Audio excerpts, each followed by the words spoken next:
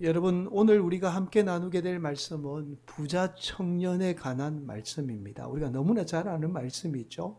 예수님이 지난 시간에 이어서 길을 가고 있는데 한 청년이 예수님께 와서는요, 예수님, 제가 무엇을 해야 영생을 얻을 수 있겠습니까? 라는 질문을 예수님께 하게 됩니다. 자, 16절이죠. 어떤 사람이 주께 와서 이르되 선생님이여, 내가 무슨 선한 일을 하여야 영생을 얻으리까? 그러자 예수님은 이 청년의 질문 자체에 지금 문제가 있다라는 것을 말씀해요. 자, 바로 이 세상에 선은 오직 하나님 한 분밖에 없다는 사실을 말씀합니다. 그리고 이어서 이 청년에게 생명에 들어가려면 계명을 지켜야 한다는 사실을 말씀해요. 17절입니다. 예수께서 이르시되 어찌하여 선한 일을 내게 묻느냐? 선한 이는 오직 한 분이시니라. 내가 생명에 들어가려면 계명들을 지키라. 그러자 이 청년은 어떤 계명을 지켜야 하는지, 예수님 무슨 계명을 말씀하죠? 라고 예수님께 다시 묻게 돼요. 그 말씀이 바로 18절, 19절 말씀이에요. 이르되 어느 계명이 오니까 예수께서 이르시되 살인하지 말라, 간음하지 말라, 도둑질하지 말라, 거짓 증언하지 말라, 내 부모를 공경하라, 내 이웃을 내 자신과 같이 사랑하라 하신 것이니라. 예수님이 이 말씀을 하게 되자 이 청년은 예수님에게, 예수님, 당연히 저는 성경에 기록된 계명을 지금껏 잘 지켜왔습니다. 누구보다도 하나님의 말씀 잘 지켜왔습니다. 그래도 혹시 저에게 좀 부족한 것이 있을까요? 라고 예수님께 묻게 되죠.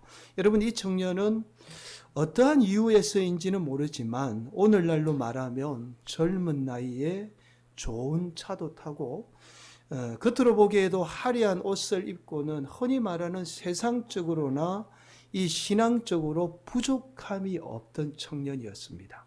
그러나 예수님 눈에는 이 청년의 모습이 조금 다르게 보였던 거죠.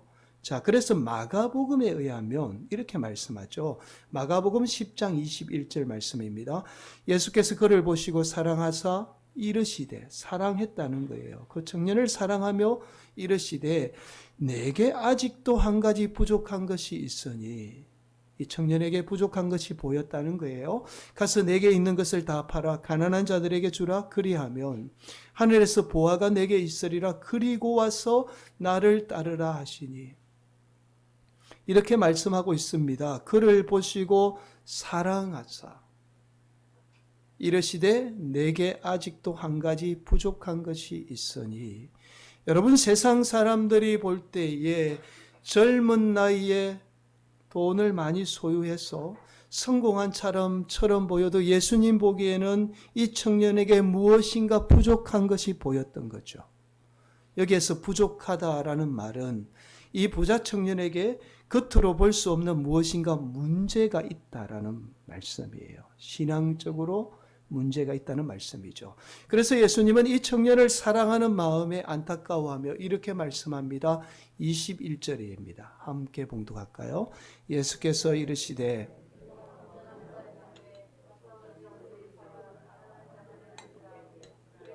하늘에서 보화가 내게 있으리라. 그리고 와서 나를 따르라 하시니.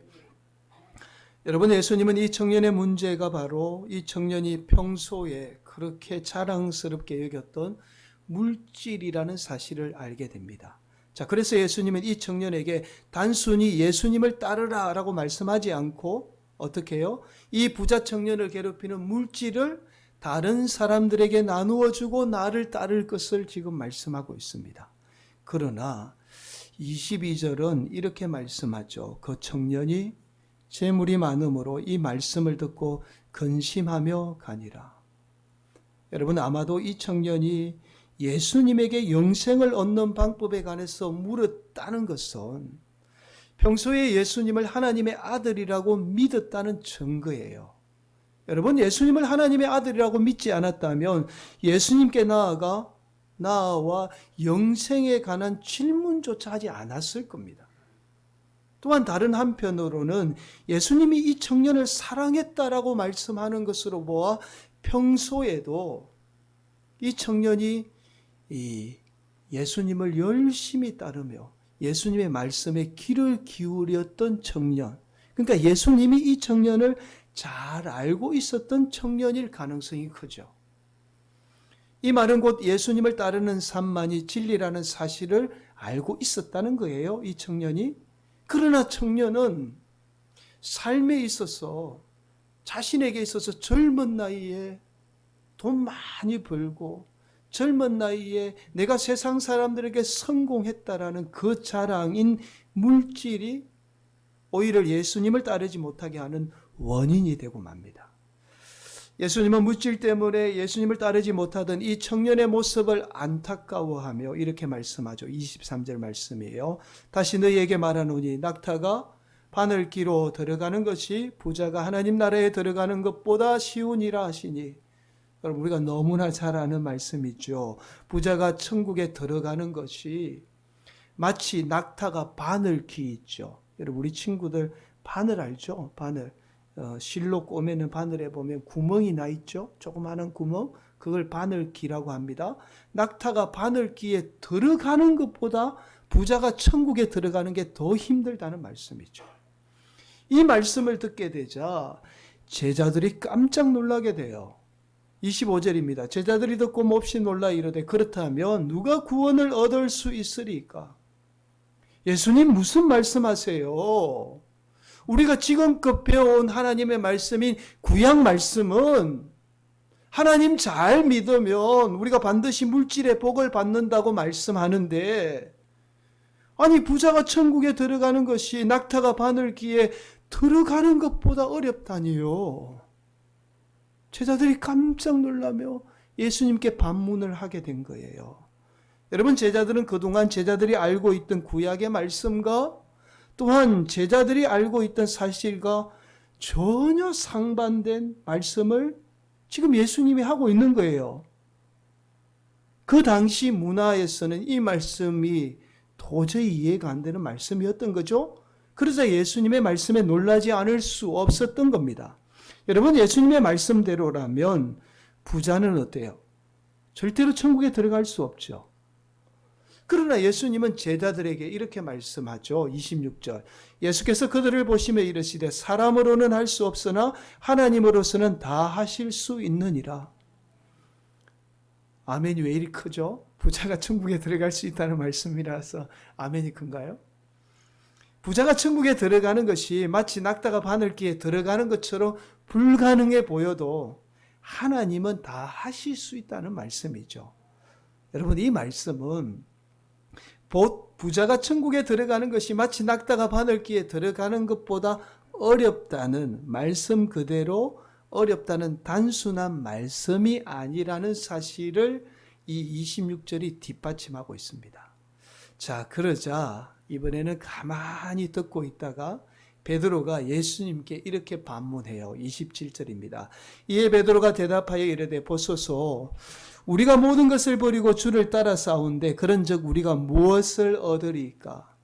이런 말씀이에요. 부자도 천국에 들어갈 수 있고 물질을 다 버리고 예수님을 따른 저희도 천국에 들어갈 수 있다라면 도대체 우리에게는 무슨 상급이 있습니까? 그들과 우리가 뭐가 다릅니까? 라는 베드로의 반문이죠. 물질을 버리지 않고 부자로 산 사람도 천국에 들어갈 수 있고 물질을 버리고 오직 예수님을 따른 자신들도 천국에 들어갈 수 있다면 아무 차이가 없지 않느냐는 베드로의 반문입니다. 그러자 예수님은 제자들에게 주어질 12보좌의 안절 권세와 심판에 관한 말씀을 합니다. 자, 그리고 이어서 예수님은 마지막으로 이렇게 말씀해요.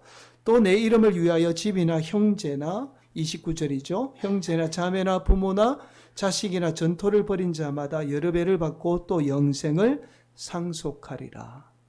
여러분, 우리가 모든 것을 포기하고 예수님을 따르는 인생, 그 인생에게는 영생이라는 천국을 반드시 상속받게 되리라는 예수님의 약속의 말씀입니다.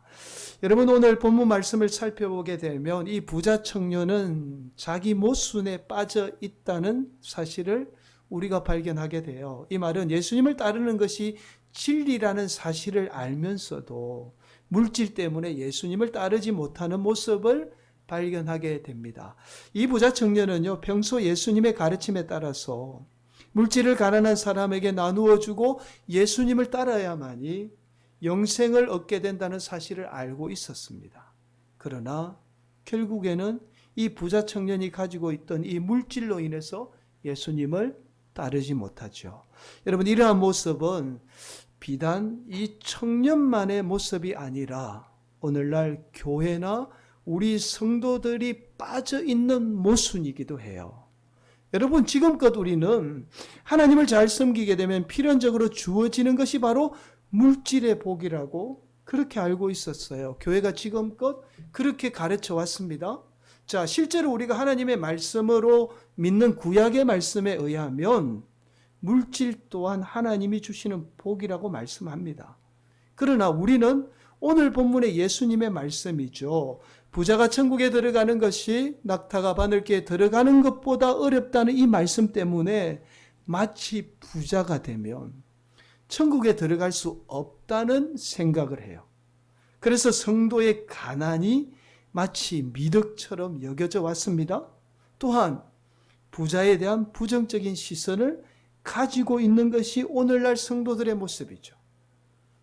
그래서 그동안 교회나 성도들은요, 오늘 본문의 청년처럼 자기 모순에 빠져 있었던 거예요. 부자가 되면 천국에 들어갈 수 없다는데, 그러면서도 다른 한편으로는 부자가 되기 위해서 어떻게 해요? 열심히 온갖 세상 방법 다 동원해가지고 우리가 부자가 되려고 열심히 애를 썼죠. 그런데 예수님이 천국에 못 들어간다라고 하는데 그런 마음 한구석에 이런 말씀이 자꾸만 생각나면서 우리의 신앙이 이 청년처럼 모순에 빠져 있었던 겁니다. 자, 여러분, 그래서 오랜 교회의 역사에 의하면 오늘 본문의 모순을 극복하기 위해서 여러 시도가 있어 왔어요. 그 첫 번째가 바로 예루살렘에 들어가는 문 중에 바늘기 문이라는 작은 문이 있었다는 주장이죠.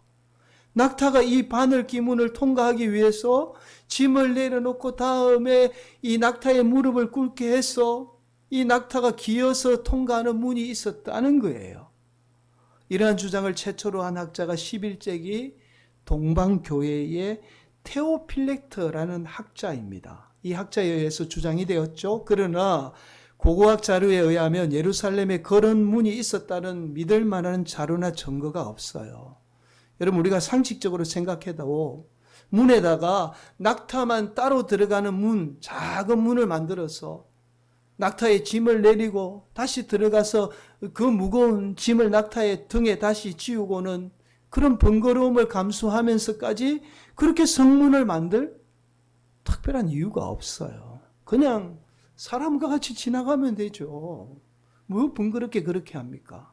또한 오늘 본문 말씀에 의하면 예수님이 부자가 천국에 들어가는 것이 마치 낙타가 바늘기에 들어가는 것보다 어렵다는, 힘들다는 말씀을 하자 제자들이 놀라움을 금치 못하는 모습을 발견하게 되죠.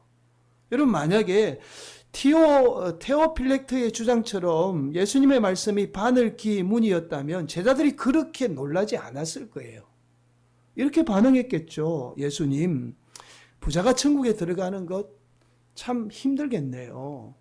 그래도 뭐 들어갈 수는 있겠네요. 이 정도의 반응을 보였을 거예요. 그러나 오늘 본문은 예수님의 말씀 후에 제자들이 이렇게 말씀하잖아요. 25절 한 번 더 볼까요? 제자들이 듣고 몹시 놀라 이르되 그렇다면 누가 구원을 얻을 수 있으리까? 제자들은 예수님의 말씀대로 부자가 천국에 들어가는 것이 마치 낙타가 바늘기에 들어가는 것보다 어렵다는 사실을 알고는 놀라며 예수님께, 예수님, 그렇다면 이거 구원받는 거 불가능한 거 아닙니까? 천국에 들어가는 거 불가능한 거 아니에요? 그렇다면 누가 구원을 얻을 수 있습니까? 라고 지금 반문을 하고 있는 거죠. 결국 25절의 말씀의 문맥을 살펴보아도 오늘 본문의 말씀이 말씀 그대로 부자가 천국에 들어가는 것이 낙타가 바늘기에 들어가는 것보다 어렵다는 말씀이라는 사실을 우리는 알게 됩니다. 자, 두 번째 시도예요. 오늘 말씀의 본문을 극복하기 위한 또 다른 시도가 있어요. 자, 오늘 본문에 나오는 낙타 대신에 밧줄이라고 기록된 성경 사본이 있습니다. 여러분 앞에 한번 보실까요? 헬라어 낙타가 카멜로스입니다. 영어로 이제 카멜이 낙타잖아요. 맞나요? 예, 낙타인데요. 이 헬라어로 카멜로스라 그래요. 근데 밧줄은 카밀로스입니다. 중간에 보면 에라는 이 모음에 작대기 하나만 빼면 이가 됩니다. 그래서 카밀로스가 돼요. 그래서 많은 분이 낙타가 바늘기에 들어가는 것이 아니라 밧줄이 바늘기에 들어가는 표현이다라고 주장을 합니다. 이것은 사실 성경을 필사하면서 생긴 오류이지 본문 말씀이 낙타가 밧줄을 의미하지는 않습니다. 여러분 낙타가 바늘기에 들어가는 거나 밧줄이 바늘기에 들어가는 것 사실 둘 다 불가능합니다. 의미적으로 별 차이가 없지요. 사실 오늘 본문은 진짜 낙타를 의미해요. 왜냐하면 당시 랍비 문서에 의하면 비슷한 내용이 나옵니다. 이런 내용이 나와요. 코끼리가 바늘귀에 들어간다는 표현이 나와요. 그러니까 불가능한 문제를 이야기할 때 이러한 표현들을 사용했다는 겁니다. 자, 그렇다면 여러분, 예수님이 왜 부자가 천국에 들어가는 것이 낙타가 바늘기에 들어가는 것보다 어렵다는 이 말씀을 하고 있을까요? 자, 여러분, 오늘 본문을 우리는 다시 살펴볼 필요가 있습니다. 여러분, 오늘 본문의 말씀을 자세히 살펴보게 되면 오늘 본문의 말씀은 천국에 들어가는 문제에 대해서 예수님이 말씀하시는 것이 아니라 바로 예수님을 따르는 문제에 관해서 예수님이 말씀하고 있다는 사실을 우리가 발견하게 되죠. 여러분 21절 한 번 더 살펴보겠습니다. 예수께서 이르시되 내가 온전하고자 할진대 가서 내 소유를 팔아 가난한 자들에게 주라. 그리하면 하늘에서 보화가 내게 있으리라. 그리고 와서 나를 따르라 하시니. 지금 예수님은 부자가 천국에 들어가는 문제를 말씀하는 것이 아니라 무슨 말씀을 하고 있죠? 예수님을 따르는 문제에 관해서 말씀하고 있습니다. 결국 물질을 따라 사는 인생은 예수님을 따르기 힘들다는 사실을 지금 말씀하고 있는 거예요. 무슨 말씀인지 아시겠습니까? 결국 우리가 물질을 따라 사는 인생은 절대로 예수님을 온전히 따라 살 수 없다는 말씀을 지금 하고 있는 거죠. 여러분, 우리가 물질을 따른다는 것은 곧 다른 말로 세상을 따른다는 말이에요. 왜냐하면 우리가 사는 세상은 물질이 지배합니다. 우리가 사는 세상은요, 오로지 물질에 의해서 가치가 정해져요. 그 사람의 가치를 뭐로 평가해야죠? 돈 많이 가졌느냐, 작게 가졌느냐. 물질에 의해서 사람도 평가되고 모든 것이 평가돼요. 심지어 물질에 의해서 기준이 정해지니까 물질에 의해서 움직여지는 것이 바로 세상입니다. 그렇죠? 여러분 동의하시죠? 그래서 우리가 세상을 따른다는 것은 곧 어떻게 해요? 물질의 지배를 받고 산다는 거예요. 결국 오늘 본문의 말씀은 단순히 부자가 천국에 들어가는 것이 낙타가 바늘기에 들어가는 것보다 이 어렵다는 말씀이 아니라 물질이 지배하는 세상을 따라 사는 인생은요, 우리가 물질이 지배하는 이 세상을 따라 사는 인생은 낙타가 바늘기에 들어가는 것이 불가능하듯이 예수님을 따라 산다는 것은 거의 불가능하다는 사실을 지금 말씀하고 있어요. 여러분, 우리가 물질이 지배하는 세상을 따라 살면서 예수님을 함께 내가 따라 산다는 것은 양립할 수 없는, 서로 양립할 수 없는 불가능한 문제라는 사실을 지금 말씀하고 있는 거예요. 그러니까 예수님을 따르면 따르든지 아니면 세상의 가치가 물질에 의한 가치관으로 살아가면서 예수 믿을 수 없다는 말씀이에요. 여러분, 그동안 한국 교회는요, 믿음을 단순히 구원의 수단으로만 삼은 것이 아니라 믿음을 성도들의 행위를 핑계 삼는 수단으로 삼아왔어요. 이게 무슨 말인지 좀 어렵죠. 여러분, 우리는 믿음하면 믿음으로 구원받는다, 그 사실만 알고 있잖아요. 그런데 오늘날 많은 한국의 성도들이 믿음으로 구원받는 이 구원의 수단 말고 이 믿음을 다른 수단으로 사용을 해왔어요. 어떤 수단으로 사용을 해왔냐면, 우리가 예수님을 온전히 따르지 않을 때 우리는 믿음으로 구원받는다는 이 사실을 내세워서 우리의 행위를 정당화했습니다. 우리가 예수님을 온전히 따라야 구원받을 수 있잖아요.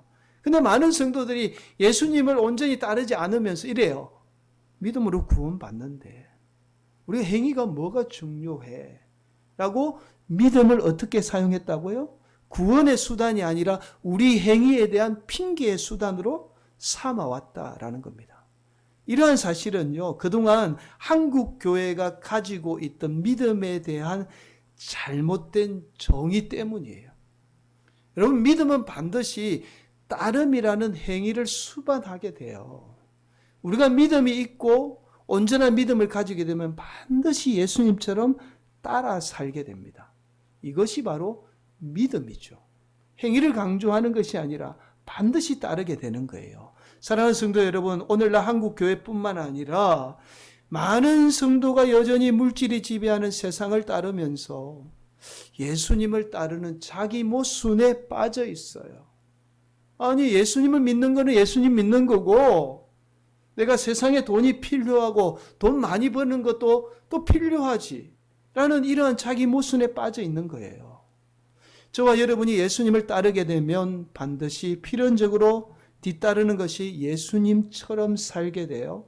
그리고 예수님처럼 나누고 베푸는 삶을 살게 됩니다. 이러한 예수님을 따르는 삶은 우리에게 필연적으로 오늘 본문의 말씀처럼 무엇이 상속으로 주어지죠? 천국의 기쁨이죠. 이것이 바로 예수님을 따르는 삶에 주어지는 하나님의 놀라운 복입니다. 반면에 저와 여러분이 물질이 지배하는 세상을 따르며 예수님을 따르는 이 자기 모순에 빠지게 되면요, 오늘 본문의 부자 청년처럼 우리의 삶에 필연적으로 따르는 것이 뭐냐면 근심과 걱정이에요. 예수 믿으면서도 날마다 돈 걱정하죠. 예수 믿으면서도 날마다 걱정 속에 살아가게 되는 거죠. 여러분, 구약 성경에 물질에 관한 이야기가 하나 나옵니다. 바로 엘리사와 그의 제자인 게하시의 이야기죠. 하루는 아람 군대 장관인 나아만이 나병에 걸리게 됩니다. 지금 우리로 치면 미국의 국방부 장관이 나병에 걸린 거예요. 나아만이 저기 대한민국 조그마한 나라 사마리아 선지자인 엘리사에 관한 소문을 듣고는 직접 비행기 타고 막 그렇게 찾아온 거예요. 엘리사를 찾아옵니다. 엘리사가 나아만을 보자마자 이렇게 말해요. 열왕기하 5장 10절에 의하면 반말로 뭐 대우하지 않습니다. 장관이라고 대우하지 않아요. 너는 가서 요단강에 몸을 7번 씻으라. 그러자 자기에게 무릎을 꿇고 와서 안수해도 모자를 파네 반말로. 그 당시 요단강이 더러웠거든요. 더러운 강에 가서 몸을 씻으라고 하니까 나아만 장군은 엘리사에게 막 분노하죠. 화를 냅니다. 그리고는 그냥 돌아가 버려요. 이때 나아만의 종 중에 지혜로운 종이 나아만 장군에게 이렇게 권유합니다. 당신의 나병이 낫는다면 무엇이든 하지 못하겠습니까? 요단강에 가서 씻는 것이 뭐가 그리 어려운 문제입니까? 가서 한번 씻어 보시죠. 여기까지 왔으니까. 이 말에 나아만이 요단강에 가서 몸을 씻게 됩니다. 그러자 나아만 장군에게 있던 나병이 언제 그랬냐는 듯이 깨끗하게 씻어지게 돼요. 그러자 나아만이 이 엘리사에게 다시 돌아와서 자신이 가져왔던 예물을 드리려고 해요.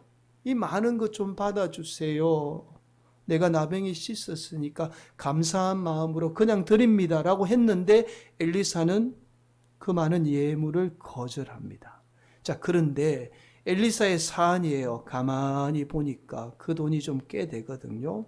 게하시가 나아만을 따라가서는요, 은 1달란트, 옷 2벌을 달라고 그 많은 것 중에 은 달란트와 옷 2벌을 달라고 요구합니다. 그러자 나아만이 게하시에게 은 2달란트와 옷 2벌을 주죠.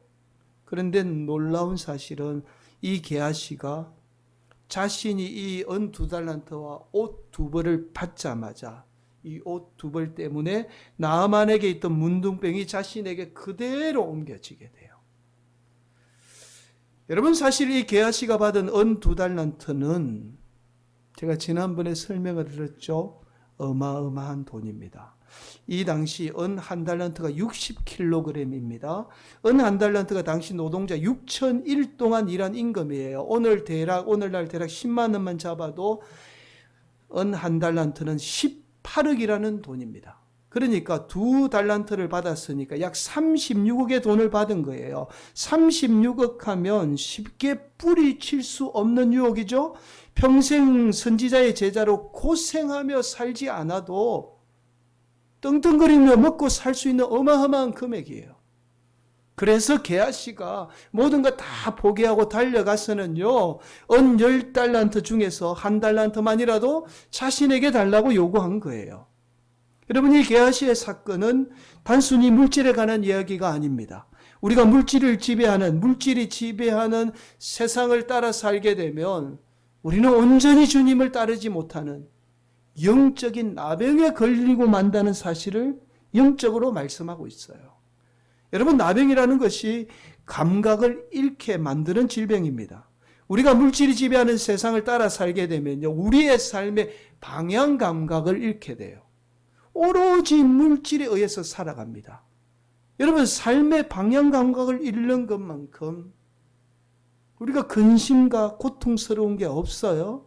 여러분, 내가 뭘 위해 살아가는지 모른다는 것만큼 안타까운 게 없잖아요. 그렇게 우리 성도들로 물질이 지배하는 세상을 따라 살며 근심 걱정 가운데 살아가게 하는 겁니다. 그래서 물질이 지배하는 세상을 따라 살면서 예수님을 따라 사는 것은 마치 낙타가 바늘기로 들어가는 것보다 힘들다는 사실을 오늘 본문은 우리에게 말씀하고 있는 거죠.